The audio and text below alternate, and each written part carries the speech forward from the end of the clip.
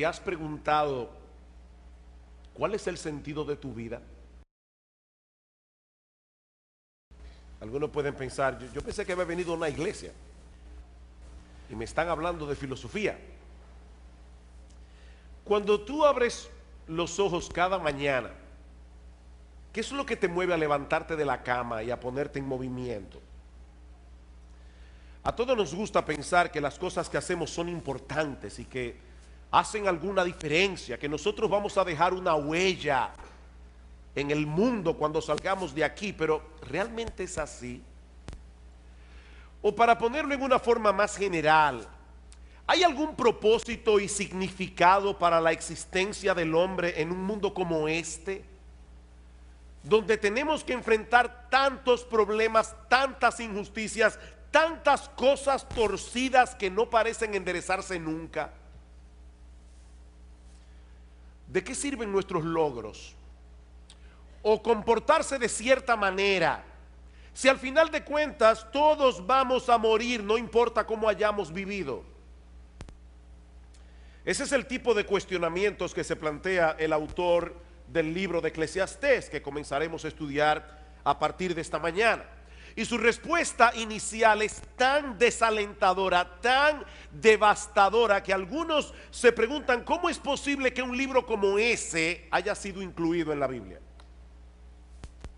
Una lectura superficial de Eclesiastés puede llevarnos a pensar que este libro fue escrito por un filósofo fatalista, no por un hombre inspirado por el Espíritu Santo. Para que tengan una idea del tipo de declaraciones que vamos a ver a lo largo de esta serie, permítanme darles un breve muestrario. Eclesiastés capítulo 2, versículo 17, aborrecí por tanto la vida. Eso dice un hombre inspirado por el Espíritu de Dios. Aborrecí por tanto la vida, porque la obra que se hace debajo del sol me era fastidiosa, por cuanto todo es vanidad y aflicción de espíritu. Asimismo aborrecí todo mi trabajo que había hecho debajo del sol, el cual tendré que dejar a otro que vendrá después de mí. Eclesiastés 3:18. Dije en mi corazón, es así por causa de los hijos de los hombres, para que Dios los pruebe y para que vean que ellos mismos son semejantes a las bestias. Porque lo que le sucede a los hijos de los hombres y lo que le sucede a las bestias, un mismo suceso es. Como mueren los unos, así mueren los otros, y una misma respiración tienen todos. Ni tiene más el hombre que la bestia, porque todo es vanidad. Eclesiastés capítulo 7, versículo 15. Todo esto he visto en los días de mi vanidad. Justo hay que perece por su justicia. Un justo que perece por su justicia. Y hay impío que por su maldad alarga su vida. No seas demasiado justo. Oigan lo que dice la Biblia. No seas demasiado justo, ni seas sabio con exceso. ¿Por qué habrías de destruirte? No hagas mucho mal, ni seas insensato. ¿Por qué habrás de morir antes de tu tiempo? Y yo no voy a hacer ningún comentario, simplemente estoy leyendo algunos versículos. Capítulo 8, versículo 14. Hay vanidad que se hace sobre la tierra, que hay justos a quienes sucede como si hicieran obras de impíos. Y hay impíos a quienes acontece como si hicieran obras de justo. Digo que esto también es vanidad. Por tanto alabé yo la alegría que no tiene el hombre bien debajo del sol, sino que coma y bebe y se alegre, y que esto le quede de su trabajo los días de su vida, que Dios le concede debajo del sol. ¿Y qué les parece esta? Se lo voy a leer de la Biblia de las Américas. Eclesiastés 10:19. Para el placer se prepara la comida, el vino alegra la vida y el dinero es la respuesta para todo. Alguna persona dice medio en broma, el dinero no te lleva a la felicidad, pero te deja como a una cuadra. Y uno se ríe de ese tipo de declaraciones, pero encontrarla en la palabra de Dios, mis hermanos, eso es otra cosa. Es por eso que algunos consideran el libro de Eclesiastés como el más enigmático de todos los libros de la Biblia. De hecho, una persona le llama a Eclesiastés el niño problemático de la familia de los libros de la Biblia. Sin embargo, como espero que nosotros veamos a lo largo de esta serie, este no solo es un libro fascinante, inspirado por el Espíritu de Dios, un libro que nos prepara para recibir el Evangelio de Jesucristo, sino que también es de gran ayuda para que los creyentes tengan una correcta perspectiva de la vida aquí y ahora. Lo que hace el autor de Eclesiastés, como veremos en un momento, es examinar la vida del hombre desde una perspectiva completamente secular, sin tomar en cuenta la existencia de Dios, para entonces mostrarnos que desde ese punto de vista la vida del hombre es completamente absurda. La vida del hombre no tiene ningún sentido. En la mañana de hoy yo quisiera introducir este libro de las Escrituras considerando básicamente tres cosas: su autor, su tema y su propósito. Eso es todo lo que vamos a ver en esta mañana. Veremos el autor de Eclesiastés, el tema de Eclesiastés y el propósito de Eclesiastés. Versículo 1, Eclesiastés capítulo 1, versículo 1. Palabras del predicador, hijo de David, rey en Jerusalén. Esta palabra que nuestras versiones de la Biblia traducen como predicador es la palabra hebrea Kohelet, un título que se le daba en aquellos días a un orador oficial que tenía la autoridad para convocar una asamblea y para enseñar a una asamblea. De hecho, la palabra griega para asamblea es la palabra griega eclesia, de donde proviene nuestra palabra iglesia y de donde proviene también el título de este libro, Eclesiastés, o el predicador. Algunos traducen esta palabra como el maestro, otros como el filósofo. Hay otros que prefieren dejarla sin traducción y de llamarle a este individuo simplemente el Kohelet, pero la traducción de nuestras versiones sigue siendo una de las mejores: el predicador. Ahora bien, ¿quién es este predicador que se atribuye la autoría de este libro? Bueno, su nombre no se menciona en ninguna parte de Eclesiastés, pero todo luce indicar que se trata del rey Salomón. En el versículo 1 se refiere a sí mismo como hijo de David, rey de Jerusalén, y más adelante en el versículo 12 nos dice que él fue rey sobre todo Israel. Mis hermanos, ¿quién fue el único hijo de David que pudo reinar sobre toda la nación de Israel? Únicamente Salomón, porque en los días de Roboam, el hijo de Salomón, el reino se dividió en dos. Así que todo luce indicar que este predicador no es otro que el rey Salomón, aparte de que las experiencias que él comparte en el libro encajan perfectamente en lo que nosotros conocemos en la Biblia del rey Salomón. Como ustedes recordarán, al principio de su reinado el Señor se le apareció a Salomón y le dijo: pídeme lo que tú quieras. Y Salomón le pidió un corazón entendido para juzgar a tu pueblo y para discernir entre lo bueno y lo malo. Él pudo haber pedido muchas cosas, pero lo que le pidió a Dios fue sabiduría. Y dice en el versículo 10: y agradó delante del Señor, Primera de Reyes 3, que Salomón pidiese esto. Y le dijo Dios: porque has demandado esto y no pediste para ti muchos días, ni pediste para ti riquezas, ni pediste la vida de tus enemigos, he aquí que te he dado corazón sabio y entendido, tanto que no ha habido antes de ti otro como tú, ni después de ti se levantará otro como tú. Y aún también te he dado las cosas que no pediste, riquezas, gloria, de tal manera que entre los reyes no haya ninguno como tú en todos tus días. Y si anduvieres en mis caminos, guardando mis estatutos y mis mandamientos como David tu padre, yo alargaré tus días. Lamentablemente, Salomón no permaneció siendo fiel a Dios. Dice en el primer libro de Reyes, en el capítulo 11, que sus muchas mujeres desviaron su corazón hacia la idolatría. Salomón llegó a tener 300 esposas y 700 concubinas, un harén de 1000 mujeres. Por supuesto, la idolatría tiene consecuencias, y la vida de Salomón se volvió un total desastre. Y aunque nosotros no tenemos constancia de que Salomón se haya arrepentido y haya vuelto a los caminos del Señor, el libro de Eclesiastés parece ser su testimonio de arrepentimiento. Al final de su vida, Salomón quiso compartir las lecciones que aprendió de mala manera durante su tiempo de apostasía. ¿Y cuál es el tema de este libro? Versículos 2 y 3. Vanidad de vanidades, dijo el predicador, vanidad de vanidades, todo es vanidad. ¿Qué provecho tiene el hombre de todo su trabajo con que se afana debajo del sol? Y hermanos, esta es una frase clave que se repite 29 veces en todo el libro. Lo que Salomón quiere hacernos ver es que si la existencia humana se limita al aquí, al ahora, si no tomamos en cuenta lo que ocurre del otro lado del sol, cuando partamos de este mundo a la presencia del Señor, entonces nada de esta vida tiene sentido.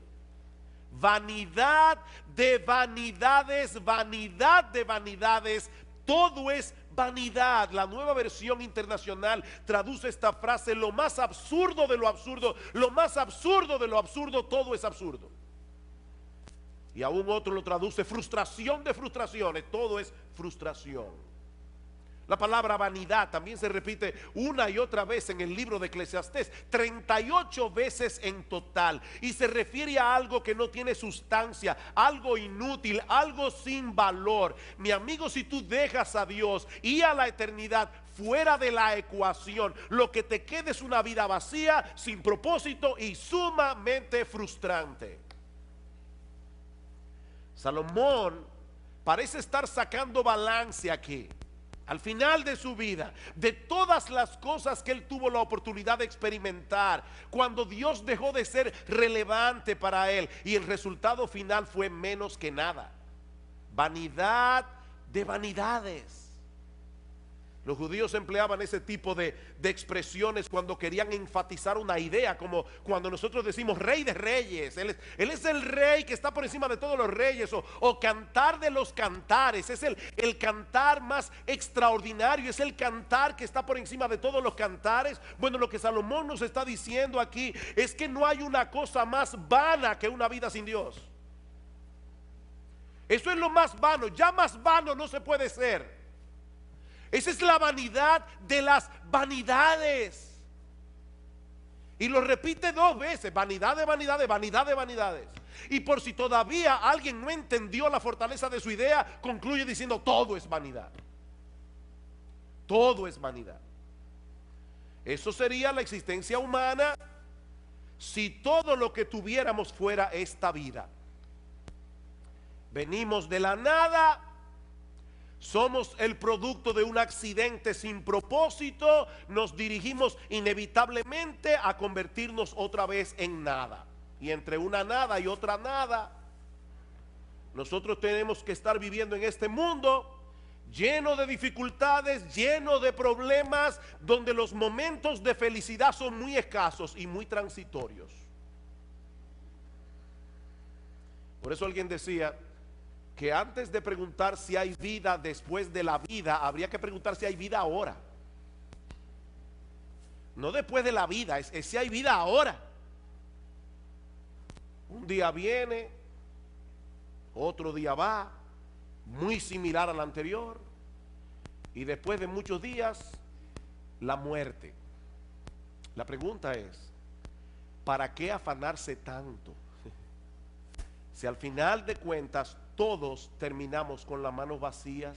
Versículo 3: ¿qué provecho tiene el hombre de todo su trabajo con que se afana debajo del sol? ¿Cuál es tu ganancia? Bueno, mire, yo me conformo con dejar un legado a las generaciones futuras. Genial. Pero ¿de qué te sirve eso a ti? Decía el cineasta Woody Allen: yo no quiero alcanzar la inmortalidad a través de mi obra, yo quiero alcanzarla no muriéndome. El problema es que no tenemos esa alternativa. No tenemos esa alternativa. Todos tenemos una cita ineludible con la muerte. Y lo que Salomón nos está diciendo aquí es que si contemplamos la vida sin tomar en cuenta lo que trasciende la temporalidad de este mundo, todo se vuelve fatigoso, todo se vuelve frustrante. Eso es lo que él pasa a probar a partir de los versículos 4 al 11, usando algunos ejemplos de la creación y de la experiencia humana. Versículo 4: generación va y generación viene, mas la tierra siempre permanece. Una generación se va levantando, la otra va envejeciendo. Y a veces tenemos la sensación de que algo está pasando, algo está cambiando entre una generación y la otra. Pero esa generación que está surgiendo ahora, mañana estará en el mismo lugar donde nosotros estamos hoy. Cuando yo contaba la historia de la iglesia nuestra, de esta iglesia, siempre decía que nosotros comenzamos un grupito de 12 jóvenes y 3 señoras mayores. Hasta que un día mi esposa me dijo: mi amor, ¿tú te has puesto a pensar que las famosas 3 señoras mayores tienen menos edad que la que tú tienes ahora? Tenían en aquel momento, cuando comenzó la iglesia, menos edad que la que yo tengo ahora. Yo seguía llamándole a una persona mayor, de 40 y pico de años. Claro, yo tenía 22. Y los que se levantarán después de nosotros repetirán el mismo ciclo otra vez. No porque la historia humana sea cíclica, como dicen algunos, sino porque en el fondo el hombre sigue siendo el mismo. Ahora tenemos computadoras, tenemos internet, tenemos muchísimas cosas, pero el hombre sigue siendo el mismo. Escuchen este comentario. Los muchachos de ahora aman el lujo, se comportan de una forma inapropiada, desacatan la autoridad y no muestran respeto hacia los que son mayores que ellos. ¿Verdad que parece una declaración muy actual? Eso lo dijo Sócrates en el siglo V antes de Cristo. ¿Y qué le parece esta de Pedro el Ermitaño? Pedro el Ermitaño nació en el 1050, murió en el 1115. Los jóvenes de hoy solo piensan en sí mismos, no tienen ninguna reverencia hacia sus padres, o los ancianos se impacientan ante toda la restricción y hablan como si lo supieran todo.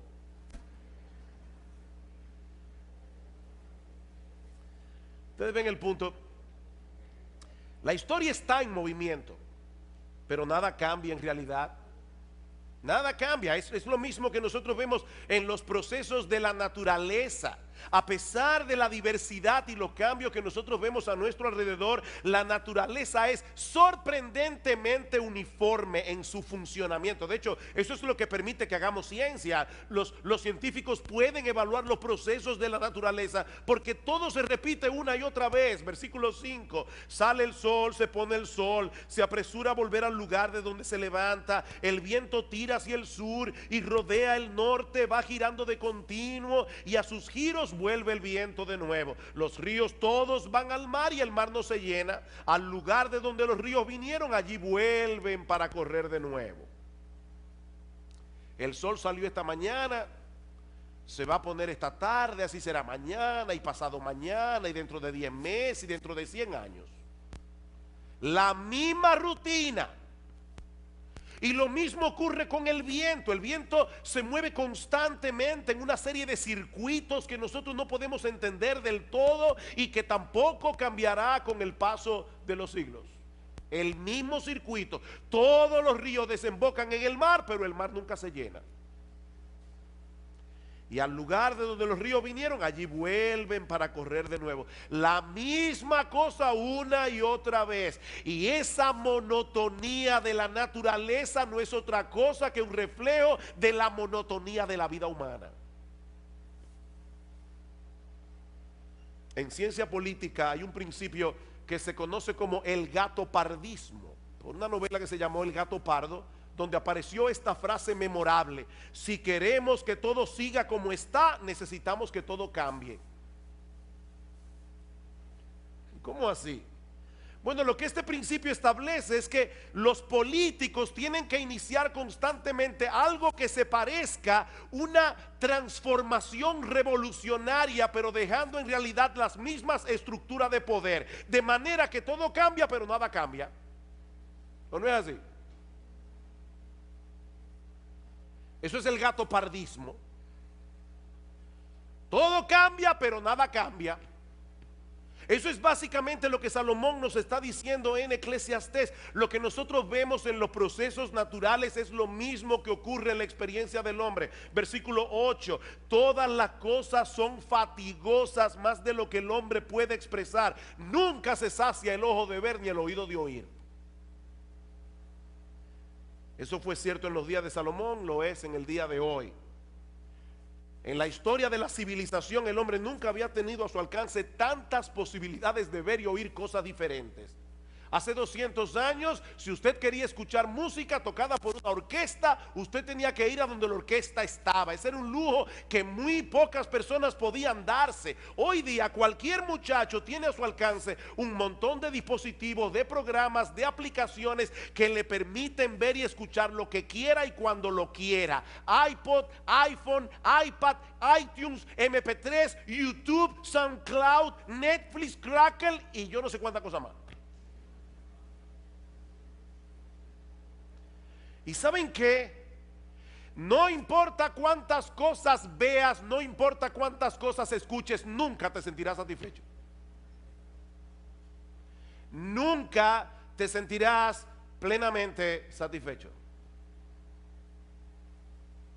Yo recuerdo cuando era niño, a mi padre le encantaba hacernos cuentos árabes. Y yo recuerdo uno en particular donde había un rey que le ofreció la mitad de su reino a cualquier persona que pudiera llevarle algo que fuera más pesado que lo que él tenía en su mano. Y las personas comenzaron a traer cosas pesadas, lingotes de oro cada vez más pesadas, y siempre lo que el rey tenía en la mano pesaba más. Y la gente decía, ¿cómo es posible que este hombre pueda tener algo en su mano envuelto en un pañuelo que pese más que todo lo que nosotros llevamos? Finalmente un sabio que le dijo, lléveme donde el rey. Cuando pusieron el pañuelo en la balanza, este sabio cogió un poco de tierra, lo puso en la otra balanza y la tierra pesó más. Y todos quedaron sorprendidos hasta que él dio la explicación. Lo que hay envuelto en ese pañuelo es un ojo humano. Y el ojo humano no se sacia con nada, pero al final tendrá que contentarse con un puñado de tierra. Nunca se sacia el ojo de ver. Siempre queremos ver otra cosa, escuchar otra música, tener otra experiencia. Lo que ayer me emocionaba, hoy me causa aburrimiento. ¿O no es así? Así como el mar nunca se llena, nuestros sentidos tampoco. Es por eso, hermanos, que la industria del entretenimiento es tan exitosa. Nosotros queremos algo nuevo, algo que nos libere de ese ciclo interminable de insatisfacción y de hastío. El problema es que todo lo que el mundo ofrece debajo del sol nos deja exactamente en el mismo punto de partida. Versículo 9. ¿Qué es lo que fue? Lo mismo que será. ¿Qué es lo que ha sido hecho? Lo mismo que se hará. Y nada hay nuevo debajo del sol. ¿Hay algo de lo que se puede decir, he aquí esto es nuevo? No, ya fue en los siglos que nos han precedido. Si leemos con cuidado la historia, veremos que el hombre sigue siendo esencialmente el mismo con el paso de los siglos. Las mismas dudas, los mismos problemas, las mismas aspiraciones, los mismos anhelos, la misma lucha. Lo que parece novedoso no es más que un pasado que ya se olvidó. Decía el periodista Malcolm Muggeridge, todas las nuevas noticias son viejas noticias ocurriendo a nuevas personas. ¿Escucharon eso? Todas las nuevas noticias son las viejas noticias ocurriéndole a nuevas personas. Versículo 11. No hay memoria de lo que precedió, ni tampoco de lo que sucederá. Habrá memoria en los que serán después. En otras palabras, la gente suele de sufrir de amnesia histórica. La gente suele sufrir de amnesia histórica. Y eso nos hace creer que algunas cosas son novedosas cuando en realidad no lo son. Generaciones van, generaciones vienen, cada una repitiendo los mismos errores de la generación anterior y creyendo al mismo tiempo que están siendo originales. La vida debajo del sol es fatigosa, repetitiva, monótona, hastiante. Eso es lo que Salomón nos está diciendo. Y cuando el hombre trata por sí mismo de descubrir el significado y propósito de todo esto, el resultado es una visión fragmentada de la realidad que no le hace ningún sentido. Es como cuando estamos tratando de armar un rompecabezas y hay piezas que faltan. Vanidad de vanidades, dijo el predicador, vanidad de vanidades, todo es vanidad. Ahora bien, ¿y cuál es el propósito de este libro?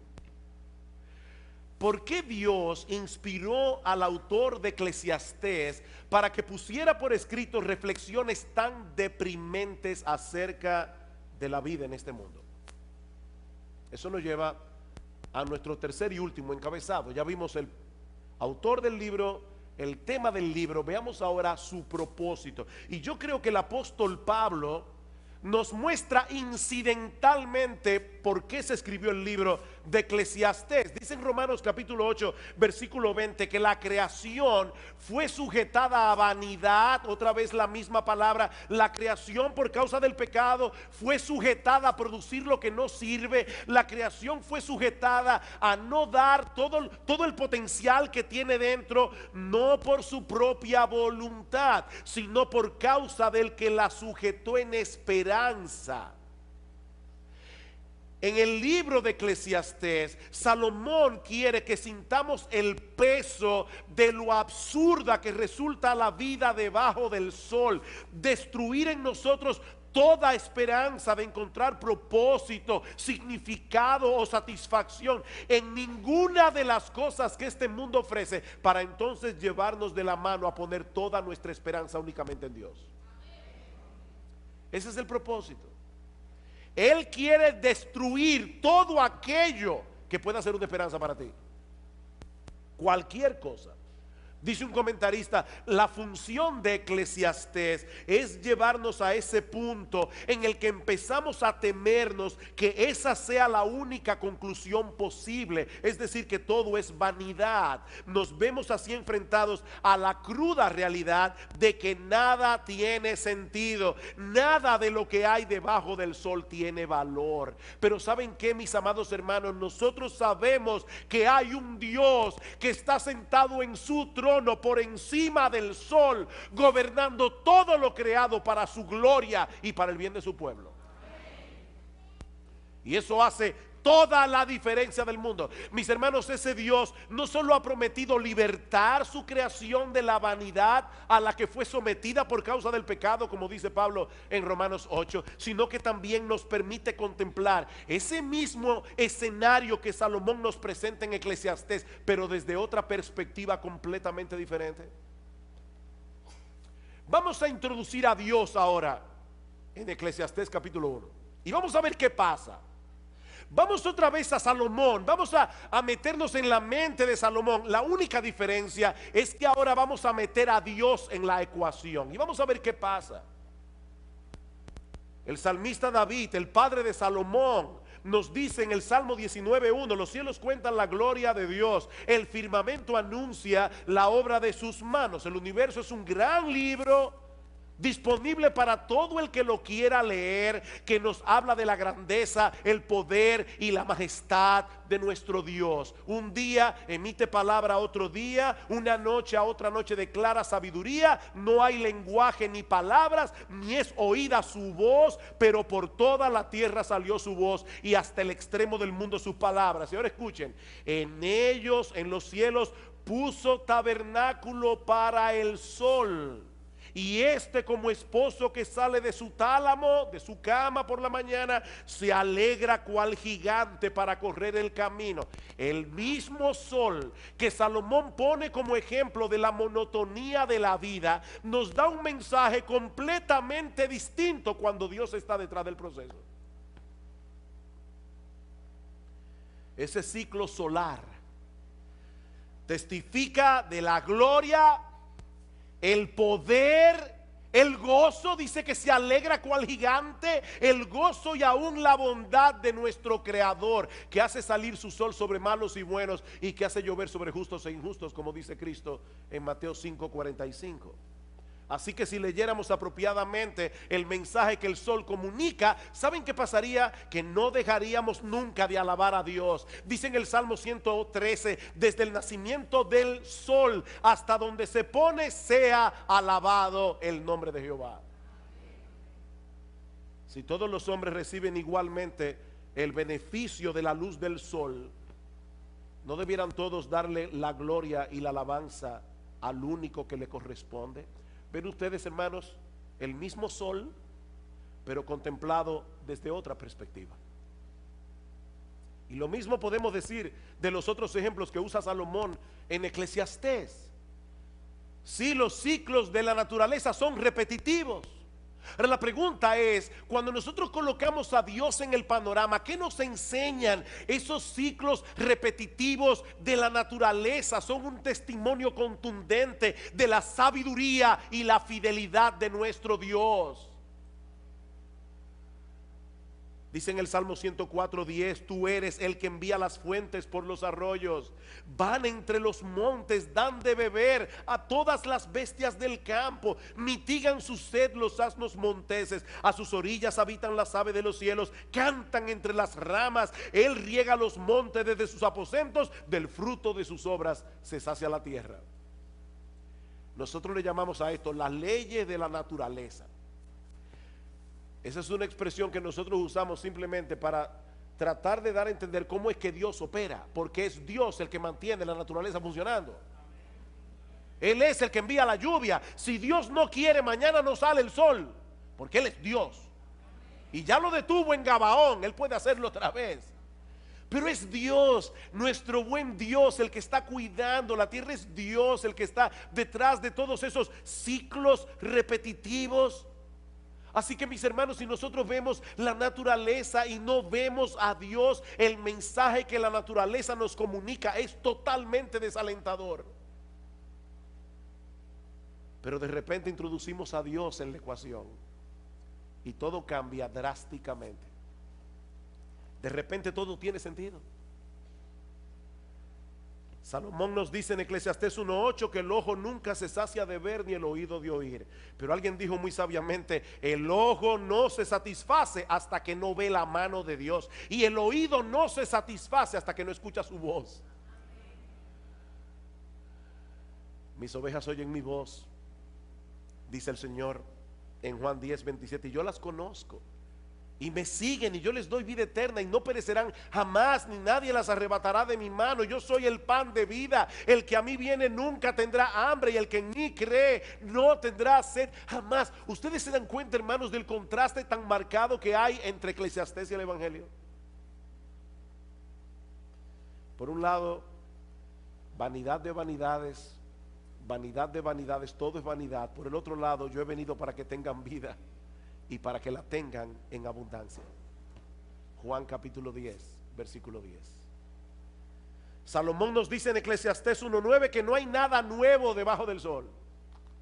Y luego pregunta en el versículo 10, ¿hay algo de lo que se puede decir, he aquí, esto es nuevo? La respuesta es, sí lo hay. ¿Hay algo nuevo? Sí lo hay, sí lo hay. Siempre y cuando contemplemos a Dios en el centro de todo. Ese es el punto. Sí lo hay. Hay un nuevo pacto en la sangre del Señor Jesucristo. Dice en Lucas 22:20, un nuevo pacto por medio del cual todos nuestros pecados son perdonados. Un nuevo pacto donde Dios nos concede de pura gracia el don de la vida eterna. Sí hay algo nuevo. Dice en Ezequiel capítulo 36 que Dios promete darnos un nuevo corazón, para que podamos reverenciarle como es debido, para que podamos obedecer sus mandamientos. Dice en 2 Corintios 5:17 que si alguno está en Cristo, nueva criatura es. Sí, Salomón, hay algo nuevo. Dios me hizo nuevo, Dios me transformó, Dios me libertó del pecado. Si alguno está en Cristo, nueva criatura es. Las cosas viejas pasaron, y aquí todas son hechas nuevas.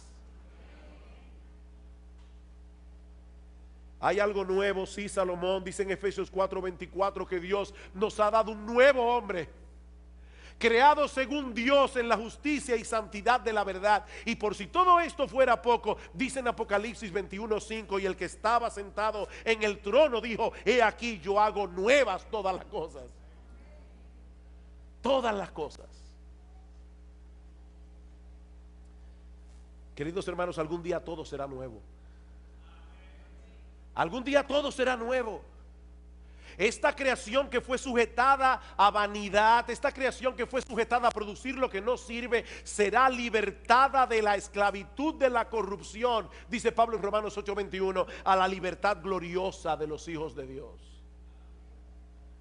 En aquel día será eliminado por siempre todo vestigio del pecado en nosotros y en lo creado. Y saben que, mis amados hermanos, nunca más experimentaremos la frustración y el hastío que muchas veces experimentamos en este mundo caído, aún los cristianos.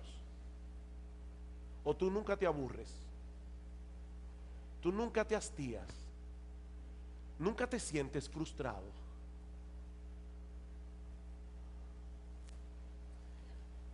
Mi hermano, déjame hacerte una pregunta. ¿Cuál es la perspectiva con la que tú usualmente contemplas la vida? ¿Te colocas en la posición de aquellos que viven sin esperanza y sin Dios en el mundo?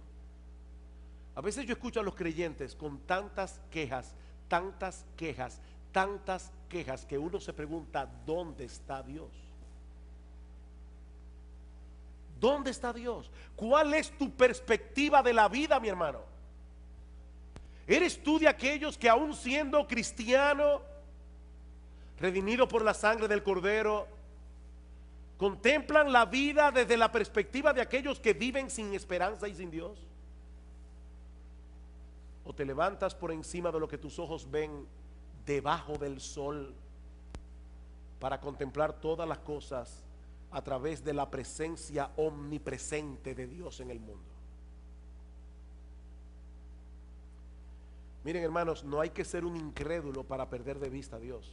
De hecho, en la época de Salomón el ateísmo no se conocía. Eso era algo extraño. Salomón no está diciendo que vamos a contemplar la vida desde el punto de vista del ateo. Basta simplemente con que tú creas en Dios, pero no lo tomes en cuenta.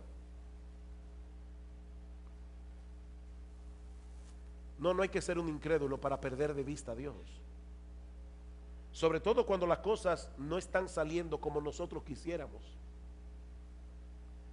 Pero Dios sigue estando en su trono, dando un sentido y propósito a todas las cosas, para que al final de la historia todas redunden para su gloria y para el bien de su pueblo. Miren, mis hermanos, Dios se va a salir con la suya. Nadie puede frustrarlo. Él tiene un plan,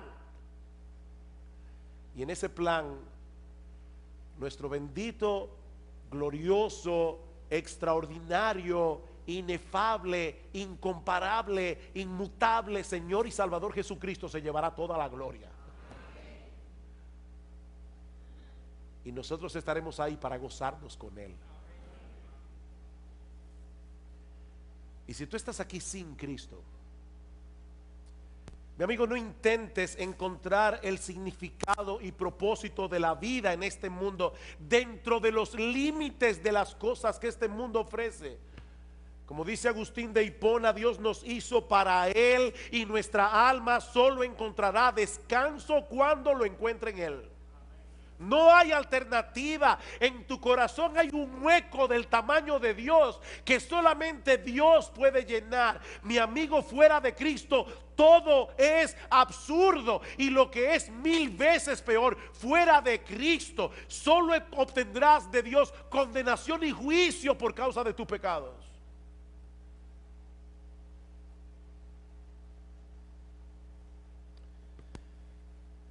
Miren, hermanos, hay frases que en el mundo evangélico se repite tanto y tanto y tanto, que se convierten en clichés, Y nosotros dejamos de percibir la verdad que hay detrás de esas frases que se repiten una y otra vez. ¿Recuerdan ustedes cuando estábamos predicando de Colosenses y decíamos que hay una fórmula matemática en Colosenses? Cristo más nada es igual a todo. Decía una poetisa cristiana: si yo no tuviera nada excepto a Cristo, lo tendría todo como quiera. Eso no es un cliché. Eso es una gran verdad. Cristo es el todo en todos. Es Cristo, es Cristo, es Cristo. Mis hermanos, mis amigos que están aquí, el significado de la vida, el propósito de nuestra existencia, todo gira en torno a Él. Él es el centro. Es Cristo, es Cristo, es Cristo y nadie más. Dice en la Escritura que hay un solo Dios y hay un solo mediador entre Dios y los hombres, Jesucristo, hombre. Él se introdujo en la historia humana. Él vino y vivió debajo del sol. ¿Sabes para qué? Para morir por nuestros pecados, para reconciliarnos con Dios. Y ahora ofrece en el Evangelio perdón y vida eterna a todo el que viene a Él en arrepentimiento y fe. Es Cristo y solo Cristo. Mi amigo, no te vayas de este lugar sin arreglar tus cuentas con Dios a través de Cristo, porque su gracia sigue estando disponible para todo aquel que cree. Él es un Dios de gracia y Él te ofrece hoy su gracia para que dejes de vivir la vida absurda que estás viviendo y por primera vez en tu vida, por primera vez en tu vida, comiences a vivir realmente. Yo he venido para que tengan vida y para que la tengan en abundancia.